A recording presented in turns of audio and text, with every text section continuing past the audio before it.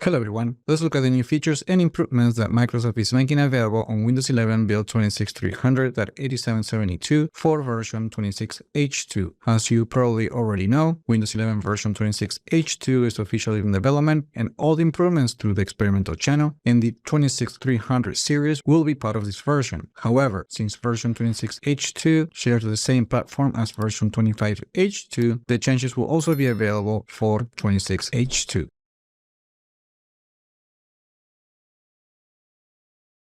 Okay, first, let's look at the updated account control flyout because Microsoft has updated it with a new design that it should look more modern and clear account information. The new experience adds a visible subscription badge that makes it easier for users to quickly understand their current account state, view available benefits, and discover upgrade options. The flyout also provides additional details including account benefits and store information, giving you a more centralized place to manage your Microsoft account experience. However, in my opinion, this new UI still needs a little bit of tweaking because it doesn't look completely correct when using the dark mode theme in the operating system. I do think that this background should be darker depending when using this color mode. Other than that, the design itself is just okay, but I do think that this is another entry point to push Microsoft services to users. Now, let me know what you think about this new design. Microsoft is also introducing a new cloud rebuild recovery option designed to help you restore a computer to a clean, non-good state, even when the operating system can no longer boot. Unlike the existing Reset This PC feature, Cloud Rebuild performs full operating system reinstall by downloading a fresh image of Windows 11 and the required device drivers directly from Windows Update. This means that you can now recover a device without needing to use a USB bootable media, a custom recovery image, or access the currently installed desktop environment. The idea is to make the recovery more reliable by ensuring that the device can roll back to the correct Windows version, edition, language, and hardware driver already in place. In this particular preview, if you want to access Cloud Rebuild, you have to open the Settings app, and then on System, we need to access the recovery page, and then we need to open the Windows recovery environment by clicking the Restart Now button from Advanced Startup.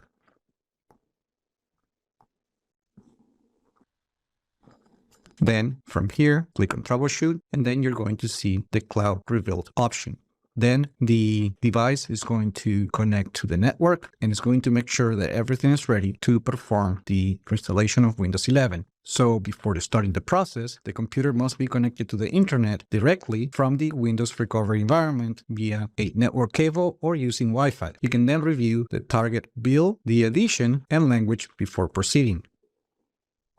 Once we click continue, you're going to get all the details of what's going to happen when using this feature. It is important to know that when you use this particular feature, it performs a clean installation of the operating system. It means that this process will erase everything on the computer, including personal files, accounts, apps, and other programs. It will also remove any change you may have made to the computer, and it will erase everything on the main hard drive and prepare for a fresh install of Windows 11. And it will erase everything on the main drive. It will also install, and as part of the process, the system will install Windows and the required drivers. Now, if you have files and settings saved to the cloud, such as on OneDrive, that data won't be affected. And then finally, you just need to click the Install button in order to continue with the process. I need to continue with this video, so I'm going to cancel this recovery process and I'm going to restart the computer. And finally, starting with this release, Microsoft is updating the search box in the taskbar by increasing the height by 4 pixels. I actually don't have that update on my desktop, but here there is a screenshot from Phantom of Earth that shows the search box with a new updated height. And that's it. Those are the biggest changes that we're going to see on Windows 11 build 26300.8772 for version 26H2. Now, the company is also releasing a few other improvements. For example, if you're using the gamepad input, you can now use that mode to navigate the Bluetooth settings in the Quick Settings flyout.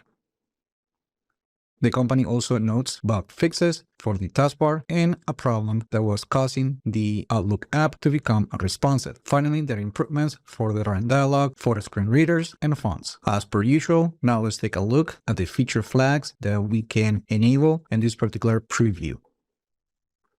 So in this particular release of Windows 11, these are all the available flags that are available to users.